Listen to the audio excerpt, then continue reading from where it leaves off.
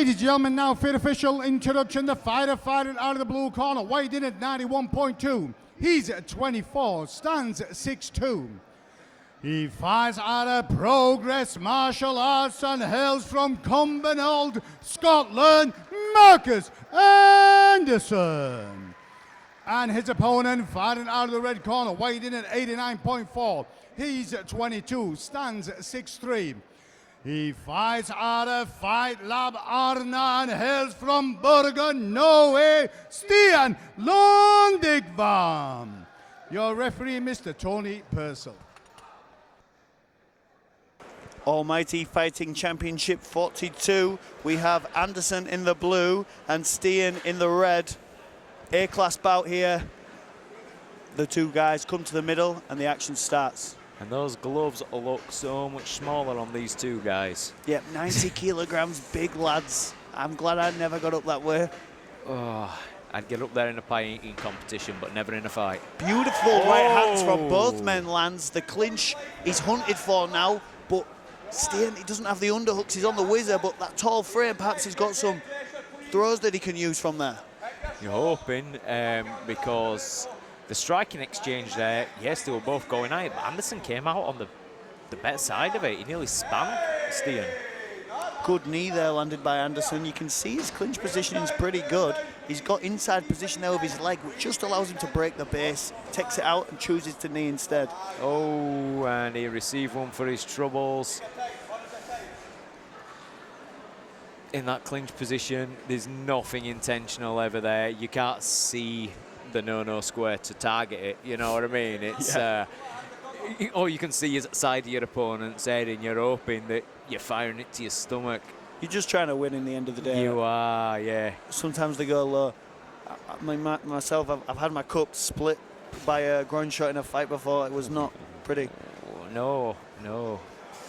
That doesn't sound great. Rather you than me. Yes. The action starts again. Both men touch gloves. Inside kick there by Stian and a body jab return by Anderson. Ooh, and just slides out of the way of Anderson's head kick there.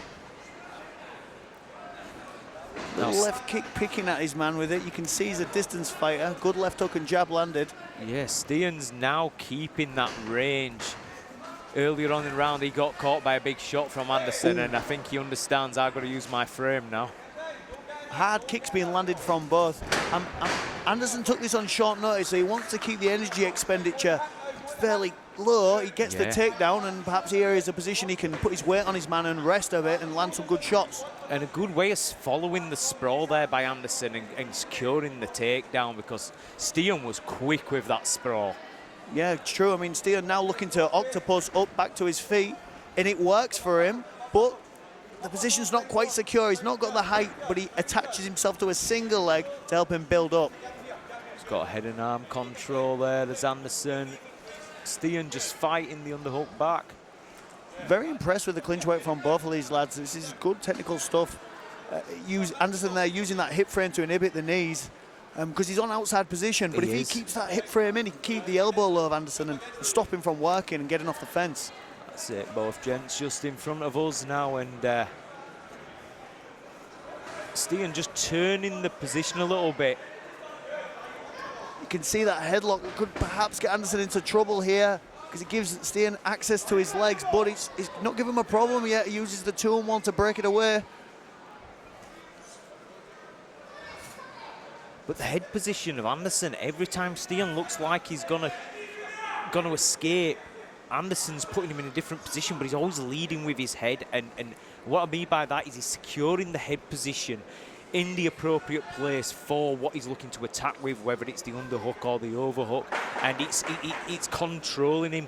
If you staple that head to the fence, it is hard to get off. It limits your routes out of there, and Anderson's managed to control the latter part of that round with the head position. Yeah, underhook, head position, knees. It's basics, but it's beautiful. Yeah. And it's what separates people who are pretty good to people who are really good, because it's the bits in between the martial arts, the things that mixed martial artists have just started to really work on and adapt to the sport, because we've kind of got, we understand what we need to pull from boxing, understand what we need to pull from Muay Thai and Jiu-Jitsu, and now it's the bits in between that are coming together. Oh yeah, 100%. And it's like, if you got the leg position and the underhook, right? So I always say head, hips, and grips, right? If you've got the grips and you've got the hips and you don't have the head position, you're still giving your opponent two sides to escape. You're allowing them to turn. Now remember, the body's not going to turn unless the head can turn, because guess what? We don't want to break our necks, Yes. right? So when you use that head position, you staple it to the fence, you are giving them one way out. As long as you can cover that, you're all good. And Anderson showed that in that round. Close round. I mean, what do you think so far? I think I'd give that round to Anderson with effective clinch work and strikes to the body. He looks a little more composed, but and he got a takedown, remember. But I'm interested to see if he can maintain this pace. Yeah. His conditioning's up to scratch. That's it. When you take a fight on a short notice, it's one or two fighters that turn up. Somebody who wants to turn up for glory or someone who stays ready. Calf kicks there by Stian. Both men landing low kicks and chopping away at each other. Stian's got to be careful the way he dips his head to the right. He's getting him out of the way, but I think it gets him into trouble as well. Yes, he has been caught a couple of times, and as you saw there, Anderson nearly clipped him off the jab.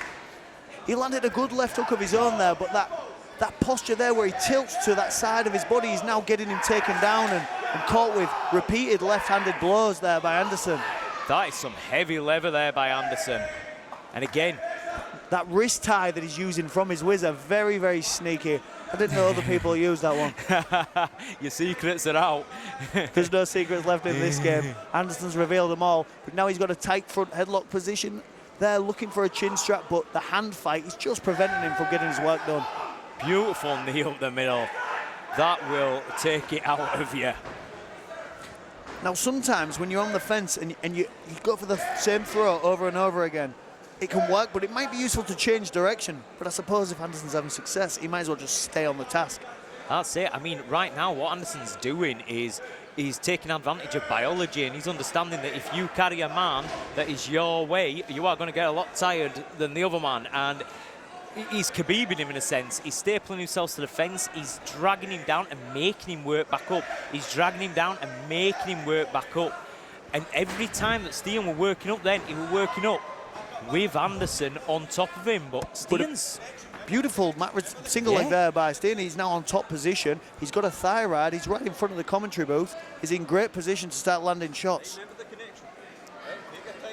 And he's right in Anderson's corner and just feeding Anderson instructions. But Stian's looking like he's stepping over to mount now. The posture's up now. Anderson hides his head under the armpit, but the guillotine takes another victim tonight, and it causes a loss of position. And that underhook there just turning him to the fence. Big shots here landed by Anderson. We look to see Stian here build up. He's doing a great job of it, but he's being folded into the fence. If he can get... And now he's going to drag him back down and tire him out and put his weight on him. It's rinse and repeat this round, and it's working. It's beautiful. Now, one of the issues you have when you're being ridden like this is head height. If your head is below your opponent's head, then their weight is always going to be on top of you. So when I'm in this position, I focus on rising my head and creating a bit of distance there. That's it.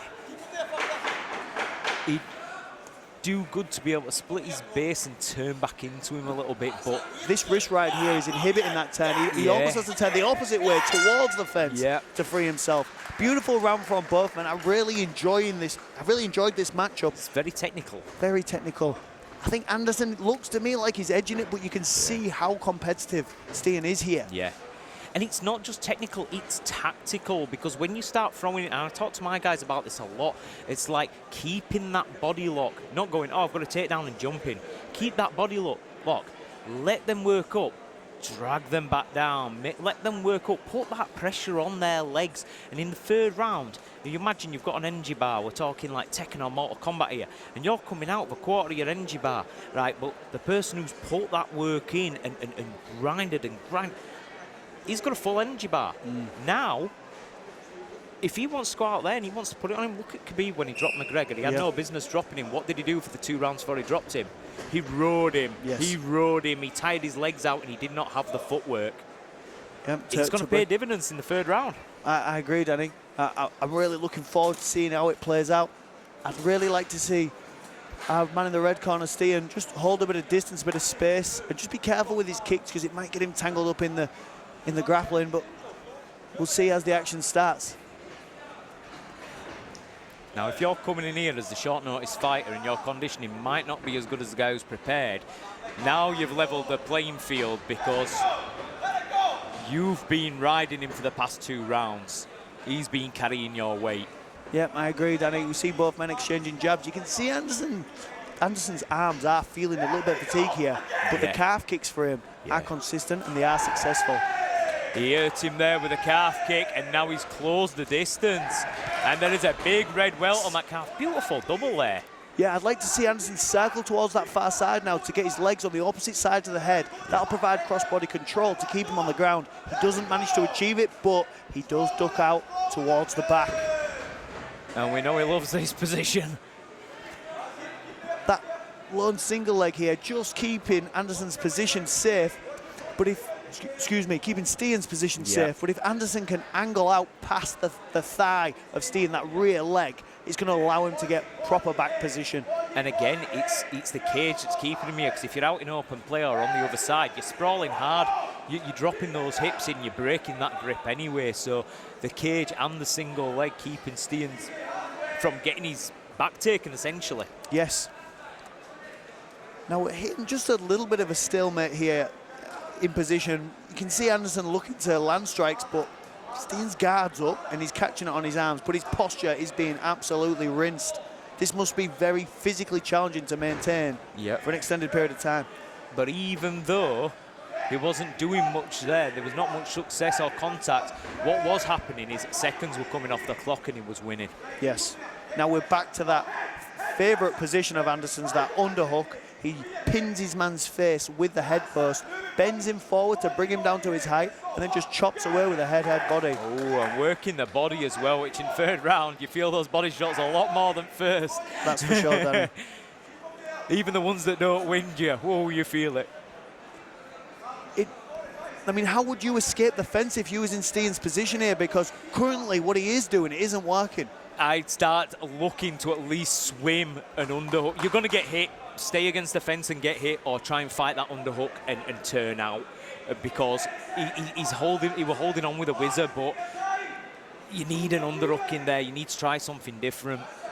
For sure. I mean, you're seeing that Stian's posture, his head is consistently bent below his opponent's collarbones, and that must be so hard on the lower back and fatigue those respiratory muscles. Last 10 seconds now, the bout's coming to its conclusion, and perhaps a bit of an upset here. Anderson looking like he might have taken it on short notice. Yeah, 100%. I couldn't agree more. I mean, a lot of that there was Stian looked amazing in the striking, but again, he was dipping his head to a certain side. The second Anderson closed position, he was in control. His head position were amazing. His clinch work, everything.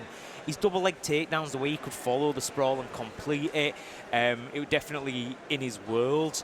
I think Stian's posture and lack of willingness to take a couple of shots to try and fight that underhook may have cost him here. Yeah, you might be right. I mean, one thing that I've always felt when I've trained with people who are very tall, very lean, like Stian here, is I would use like Uchimatas and Haragoshis on the fence to destabilize my opponent and get off. I mean, that would suit him perfectly if he chooses to have more fights and stay within the sport, which he definitely should, because he seems like a great athlete. Yeah, even not looking for the takedown, just looking for a little leg reap. I'm not as posh as you. Looking for a little leg reap just to offset your opponent's balance while he's thinking about that. Turn, create space, fight an underhook, do whatever. But do you know what I mean? This is just lessons learned going forward. Anyway, we're going to pass you over to the big handsome man, Saif Khan. Ladies and gentlemen, before we make this official, this fight was put together on 24 hours notice. Stian's opponent unfortunately couldn't compete, and Marcus stepped in on 24 hours notice. Thank you for both these fighters. Ladies and gentlemen, after 3 hard-fought rounds, we go to the judges' scorecard. 30-27, 30-27, and 30-27. All 3 judges score this in favor of your winner, Marcus Anderson. Please show your appreciation for Stian Lundekvam.